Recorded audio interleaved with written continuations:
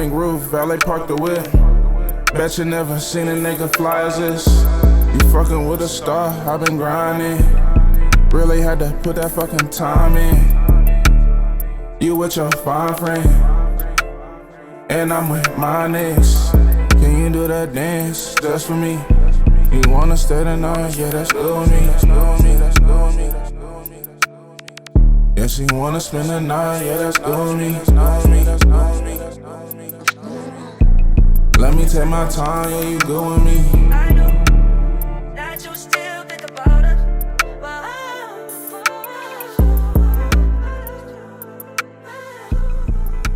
Now let's talk about your recording process. You're in the studio in the lab and stuff, and you're thinking about what's being created or what you're going to create. What are you looking for first? First, like usually when I get to recording now, because I used to write, I don't write no more. Mm-hmm. I just go off the top of my head. I just punch in, like, you know, yeah. If it's sounding good, all right, boom, keep that. All right, no, take that out. Run it back. You know what I'm saying? Yeah. Exactly. You got to have a good engineer, though, too, that's on point with you. And that's, you know, going to do exactly how you want to do it, because it could get frustrating sometimes for you and the engineer, you know what I'm saying? So you got to have a good relationship with your engineer. But me, I like to have the lights dim. I'll be smoking something, got a little drink going. Mm-hmm. And then we'll go through we'll listen to hella beats, see if some producers got some. And then I'll pick like 20 beats, and then we'll just go and record. Just record until, you know, if you get stuck on something, take that beat off, put a new one in. Let's keep going. We'll go back to that later. Yeah. You know, or just, you know, the ones that don't really work out like that, give them to somebody that, you know what I'm saying, that you think could probably, you know what I'm saying, do something and make it better. You know what I'm saying? Like, I'm really not one of them people that really be too pressed off of the paying for the features, but it's like when I'm in that mode, like, because I like to create, like I like to doing songs with people, but for certain people, yeah, no, you gotta pay. Yeah. Especially if you're not really taking music serious, like how I'm taking it, you know what I'm saying, then you gotta pay. Definitely. For sure. Definitely, time is money, but also you gonna collect everything from the publishing to the royalties that's been generated and stuff like that. So if this person doesn't have this type of knowledge or the type of dedication to be able to do that, whereas you're doing this full time, you feel me? Like, it's an automatic, you know? Mm-hmm. You're investing into the camera, you're investing into the quality studio time, you're investing into the beat production, you're investing into your image, you know what I'm saying? Right. It's not, that's what a lot of upcoming artists don't take into account. They say they want to be a rapper. You know how costly it is to be a rapper? How you gonna get your money? Right. Figure that out. Because you gotta have an image too. You gotta have some drip. Mm-hmm. And then how's your real life situations? Right. How you handling that? You know what I mean? A lot of people want to jump in this industry without taking into account what it really is. You know what I'm saying? Yeah, because there's a lot of business that go behind this shit. Let's emphasize business. Right. Business, contracts. Like, you could go get a beat from somebody and they're like, oh yeah, it's all good. You know, you guys could be in the studio and they're like, oh yeah, it's all good. And then next thing you know, like, you getting ready to drop a song, then you're getting hit with an invoice. You know what I'm saying? Yeah. And then they're like, oh no, you can't drop the song without this. And then they want a percentage, you know what I'm saying? You gotta have all that worked out before you get the beat from the motherfuckers, all that. Mm-hmm. Yeah. Not lying. And for everybody that is thinking about, okay, I'm gonna be an artist this year, aside from being XYZ, you know, just keep into account.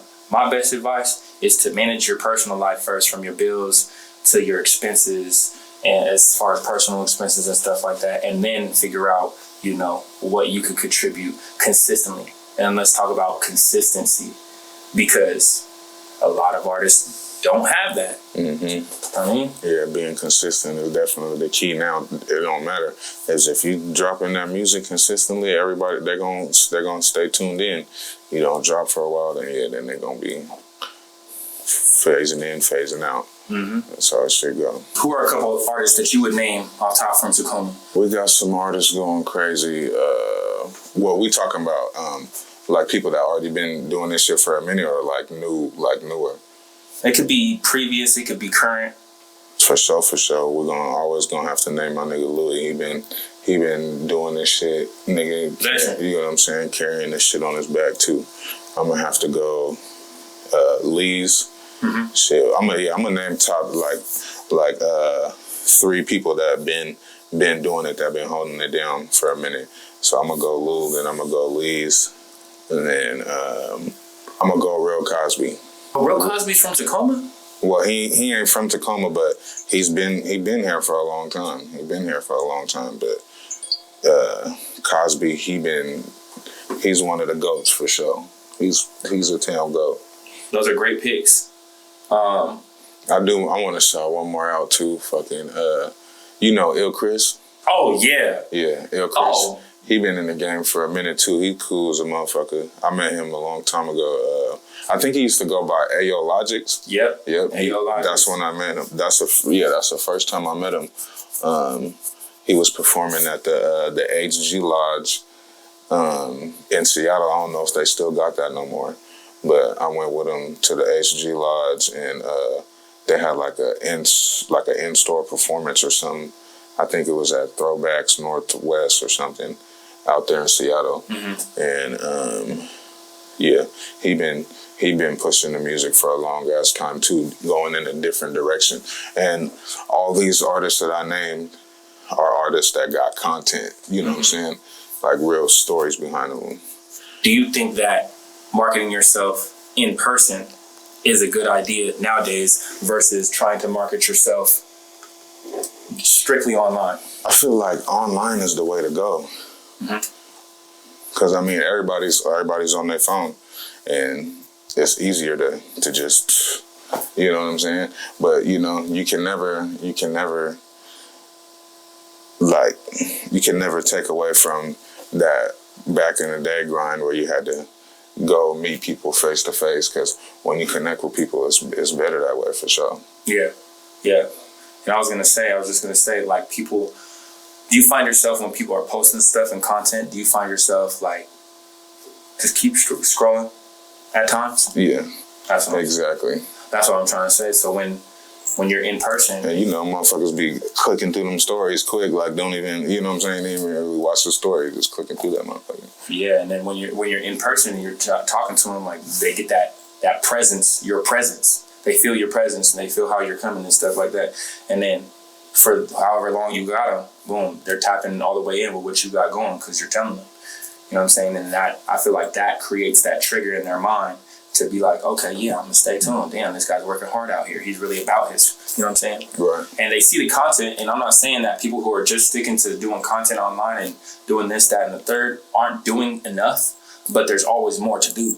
Right. You know what I'm saying? There is. Always more to do. It don't matter if it's just having a homie, have a stack of flyers that works at a car wash, pass out as they're going through the car wash. You know what I'm saying? Just little things. Right. When y'all was going through that vote process, what was going through your head, bruh? Like, yeah, at first I was just like, I didn't even know we was doing the competition for real. Mm-hmm. You know what I'm saying? Then you hit me with the competition. You know I'm competitive, so shit, I'm gonna have to, all right, we competing? We competing then. I had motherfuckers talking shit the whole way through. I'm like, damn. Everybody want to beat me hella bad. I seen comments. I was reading all the comments and stuff like that. I was like, damn. I was like, everybody got their people that want to win and stuff like that. But some people were, and I've noticed this with all the championship rounds. So it's not just your guys's. Yeah. You know what I'm saying? So it's kind of like that's when the championship round. That's when it's nitty gritty. Everybody want to win. They want their people to win. So people gonna start speaking up and saying shit. And it's gonna get there. Facts. Oh me. Nah, but it was definitely dope just to see like the town tap in and be like, hey, vote for XYZ, vote for XY. You know what I'm saying? And just a tribute to something they believe in. You know what I'm saying? As far as the culture. Because what I feel like, personally, it lacks out here is culture. You know what I'm saying? Where's all this support? Y'all fuck with the music out here, but where y'all at the shows? Because you get it down in Cali. You get it everywhere else. Atlanta, they pop out for their people. Mm-hmm. But out here, it's kind of like... people don't be popping out for their people like that, for real. it's different. You know, I hear motherfuckers gonna be wanting to see, you know, other motherfuckers win unless they winning with them. Mm-hmm. Or unless it's them for real. Yeah. Yeah. Facts. No line about that. And that's the thing that I'm trying to, you know, kind of attack at is with Heat Seekers, I'm trying to cross promote everybody. You know what I'm saying? And the best of the best at that. So when you guys are doing these competitions and y'all get to that, boom, okay, we got the motherfucking NFL championships going on, you know what I'm saying? Quote unquote. They see whose teams are in it, and you know, they start flocking and they're like, oh yeah, turn this shit up.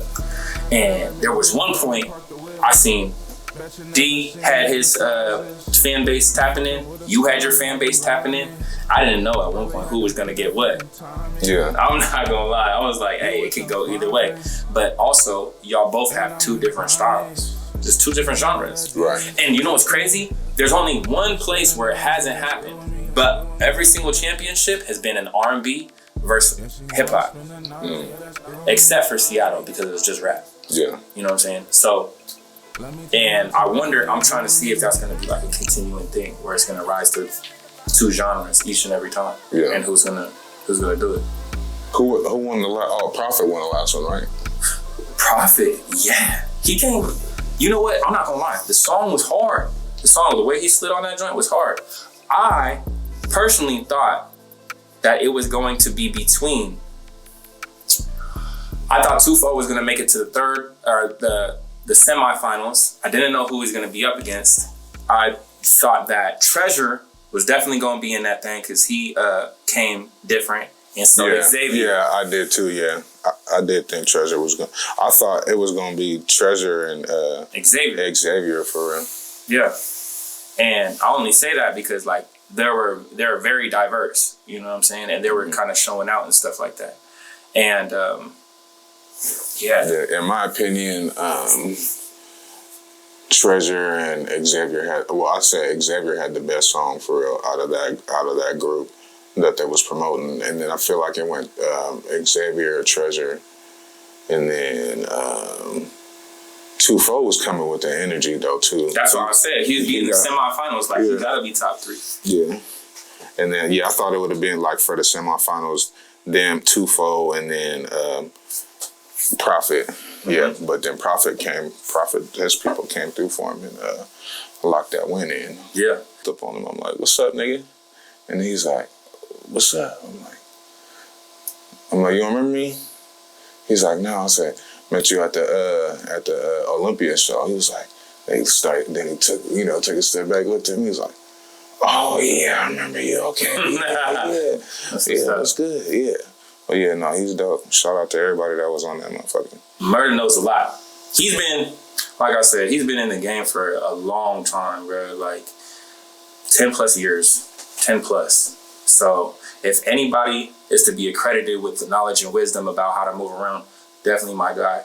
He's been coast to coast, multiple music videos, multiple showcases, multiple major features and stuff like that. Still working on music right now. Probably within like, didn't you say you were going to a label meeting? Mm-hmm. Yeah.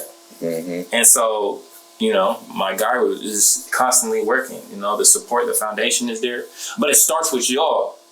All the viewers, all the heat seekers. If you're looking for fire-ass music, guy got it. You know what I'm saying? So make sure y'all stay tapped in.